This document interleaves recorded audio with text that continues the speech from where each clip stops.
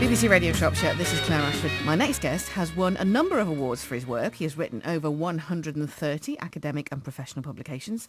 And if you were caught in a burning building, this is the man you would want by your side. He is the founding director of the Fire Safety Engineering Group, FSEG, at the University of Greenwich, and he loves his job. It is Professor Ed Galea. Hello. Hi, how are you? I'm very well, thank you. I was just reading how many letters you have after your name. A lot! How long did it take you to get all those then? Oh, a number of years. More than I care to remember. Now, the reason you came to light was I saw you on the Horizon programme talking about safety in getting out of a burning building. And this is something that you do every time you stay in a hotel, isn't it? You find out the escape route. Absolutely. I do a number of things when I check into a hotel, and one of them is to familiarise myself with the escape route so that I know where it is. But secondly, it's to make sure that the escape route actually is functioning and the doors aren't locked and they're not storing furniture or linen on the escape route. Now, tell us exactly what you do. What is the FSEG? We're the Fire Safety Engineering Group, and I have a team of about 32 researchers who spend all their time studying basically two aspects. We study how fire develops and spreads in structures like aircraft and ships and buildings.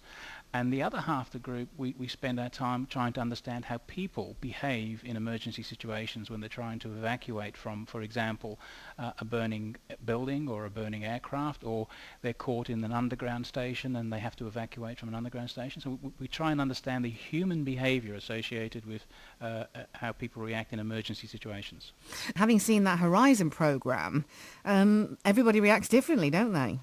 Well, they do and they don't.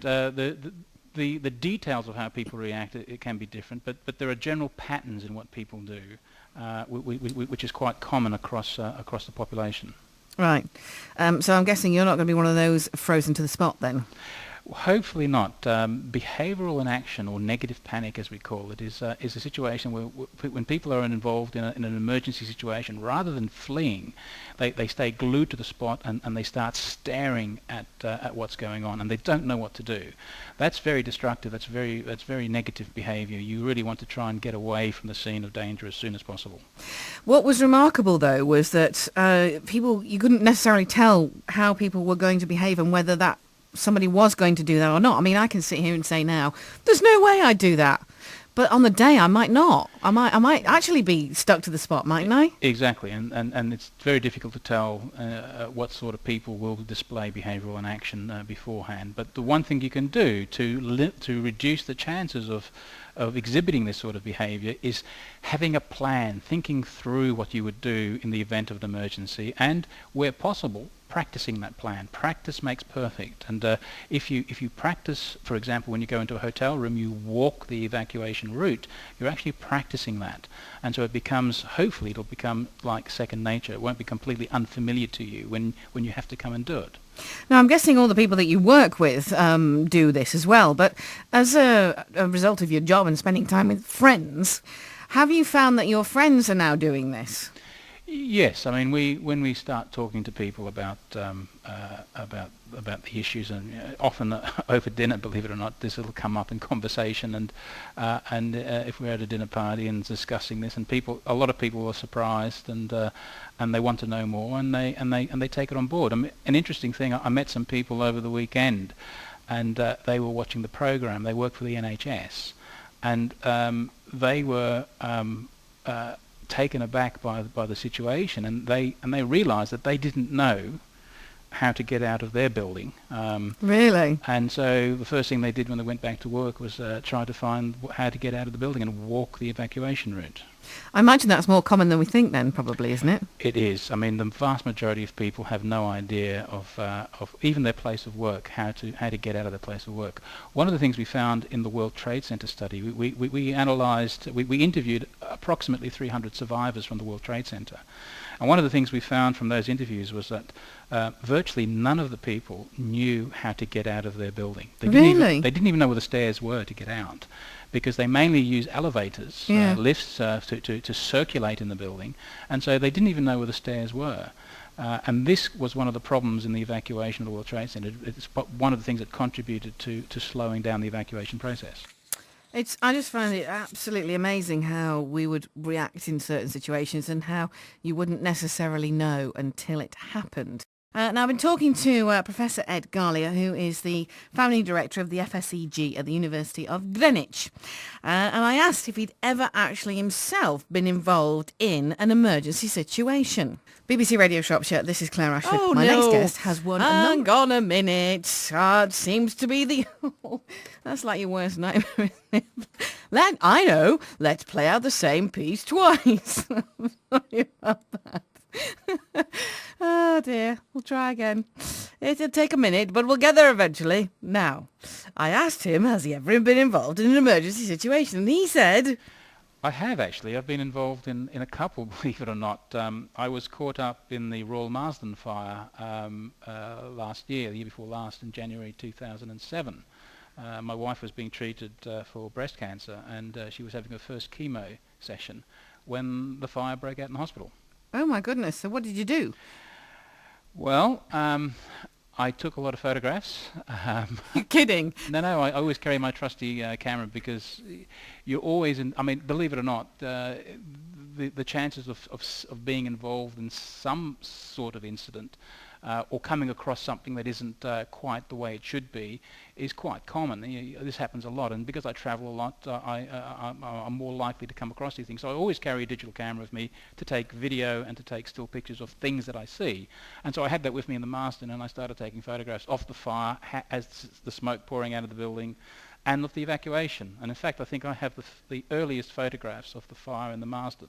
Wow. And presumably the fire brigade were happy to have you as somebody to consult on this. Yes, I provided my photographs as evidence as part of the investigation. That's remarkable.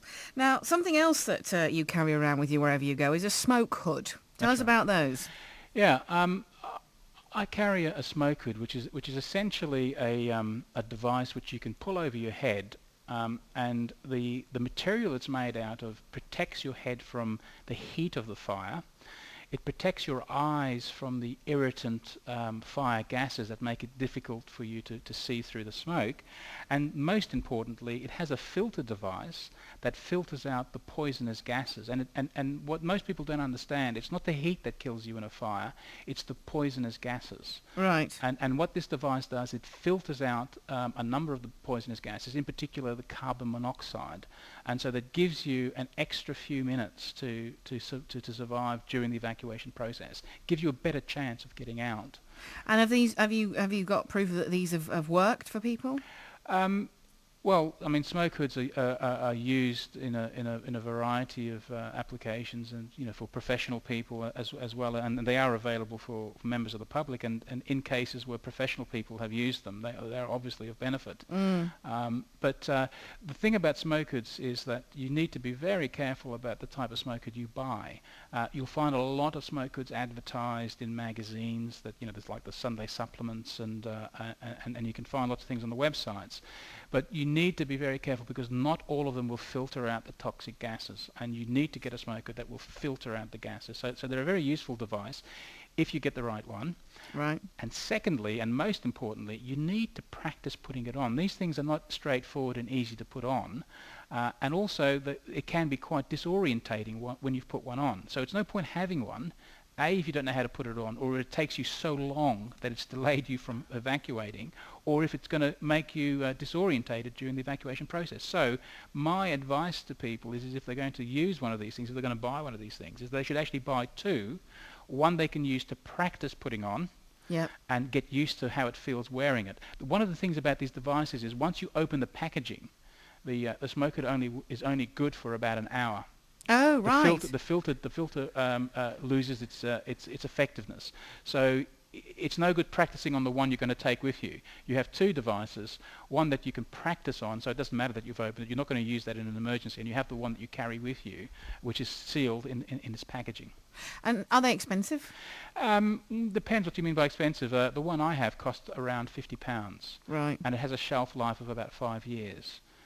So it's not too bad. It's quite good. How many do you have? I mean, you've got one next to the bed, one you carry with you. Yeah, we have we at home we have two, one for my wife and one for myself, and it's either side of our bed, so we each have access to it. And when we travel, we take that with us. So I'm travelling to Belgium tomorrow, and I'll be taking this with me on the Eurostar, because the train is also a possible area where you might get involved in a fire, especially in a tunnel. I'll be carrying that'll be beside me on the Eurostar. When I get to my hotel, it'll be beside my bed in the hotel. It's an absolute pleasure talking to you. I think it's fabulous the work you're doing, and you clearly are devoted and you love to your job and you love it. And thank you for taking time out. It's been a pleasure talking to you. Professor Ed Galea, thank you.